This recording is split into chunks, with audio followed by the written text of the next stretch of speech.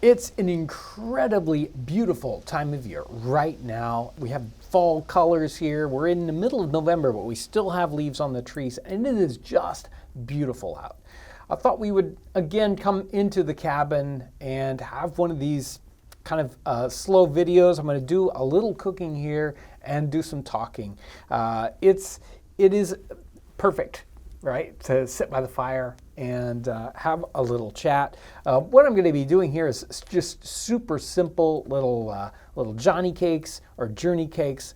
Very, very simple food that's so enjoyable, kind of a comfort food, and that's what I'll be cooking up today. I've already got it mixed up. A little bit of cornmeal, an egg, some milk, a little salt, and then I've already heated butter in the pan, and once that's warmed up, I can just pour that right into a mix that all up, and the batter is ready to go. I'm just going to let it set here just a little bit to kind of thicken up. But I was thinking about this time of year. It's fall, and it is that super abundant time of year. All the crops are coming in. So we got grain crops, corn, and all those sorts of things, and wheat. We also have vegetables, we've got fruits. So we've got basically everything at this time of year, and in just massive quantities. And it was like that in the 18th century. It was a time of celebration. Let's get together at harvest time. Let's have fairs and festivals. Let's have holidays. Let's eat, drink, and be merry. And that they did in the 18th century, all through this time part of the year when we get from late September, October, November, even into December. But when we're thinking about this time of abundance, we also contemplate, and especially in the 18th century, what comes next? What comes next after this super time of abundance? Winter. The hardest time of the year. There are no crops that we can go out into the field and harvest. There's very little that stays in the garden and can stay good. A few things, but we have to provide for ourselves, especially in a homestead like this that's out in sort of a frontier situation. The household would have to make sure that they had provisions for a long period of time. They couldn't rely on the neighbor or local businesses necessarily to supply them. So they might have 2, 3, 4 months worth of food, supplies of all kinds. So they're taking those grains and they're protecting them, and they're drying some of those fruits and vegetables, and they're setting aside whatever they possibly can. If we come to the 21st century, well, it's totally different, isn't it? We live in a world that's completely different. We don't think about needing to really store up at all because we know that there's a grocery store right down the road and it will have whatever we need. Whether it's tomorrow or a week from today or in the middle of January.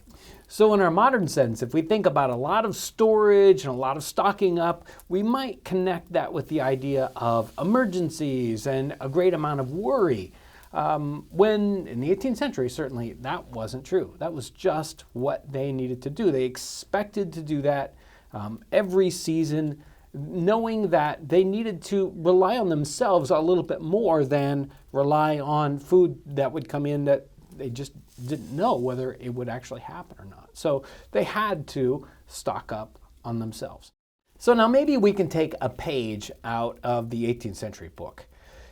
They were storing up food for 3 and 4 months, but we've gone completely over the other direction, as far over as you can possibly get, where we expect to be able to call up on the phone and to have meals just delivered to us within a half an hour. And we expect that to happen all the time. That's an amazing difference between those two, isn't it? Maybe we need to pull back a little bit and say, hey, we should have 3 or 4 days worth of food. Maybe we should have a week's worth of food or 2 weeks worth of food, in the pantry waiting to go. Not because we're worried, but because we want to have peace of mind. Not because we're freaked out about the modern world and that things are going to break, but that we know things are going to break. No matter what, things are always going to break. So as we go back and we look through history, we can see these waves of time when people are a little more concerned about having, more food storage than other times. So we can see in the 18th century cookbooks, there are a lot of recipes for things like pickling and preserving. And one of the reasons that's happening is because of the English Civil War that happened late in the 17th century. People were concerned. They had times that there weren't things available. And so into the 18th century, they had recipes where they were stocking up. But that sort of kind of goes away through time. People stop worrying about that when times are good. Same thing happens in the Great Depression. The generation that came after that lived through the Great Depression and was living after that, they were constantly thinking, things broke back then. We should be canning and preserving and stocking up in our pantry. So our Johnny cakes are ready. I've got a little maple syrup on the plate and they're ready to eat. And I'm just gonna eat them in the most primitive way possible, probably just like they were eaten here in the 18th century. I don't need a knife or a fork or a spoon, none of that. I really enjoy coming out into the cabin. It's been 2 years and it's still fun to come out into the cabin, start up the fire, get this fireplace all nice and warm, do a little cooking, and it is just a great time to be able to come out and relax. And let's see how these guys turned out. I like to make them a little different every time. And these are spectacular.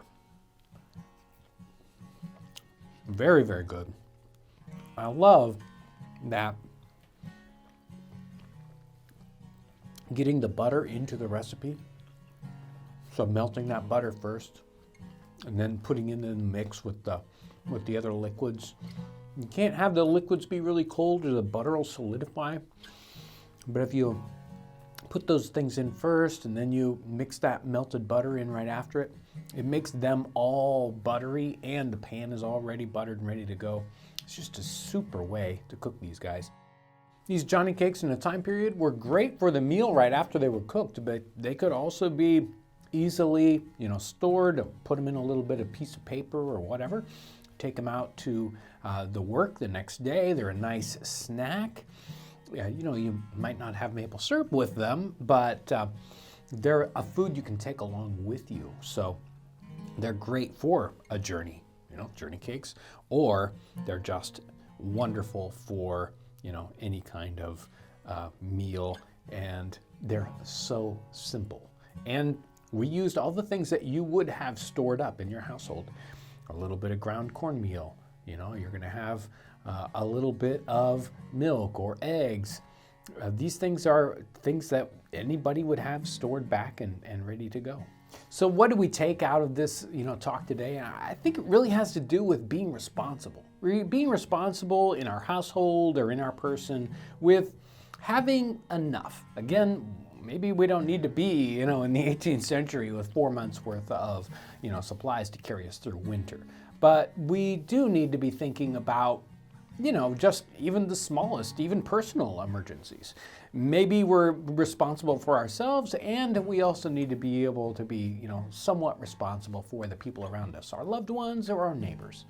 Well, I really want to thank you for coming along today, sharing this time with me, kind of relaxing by the fire, cooking up some Johnny cakes, and boy, are they good. Such a beautiful day out today, and wonderful Johnny cakes. So if you are interested in more like this one, maybe some food preservation, I think you'll enjoy this episode.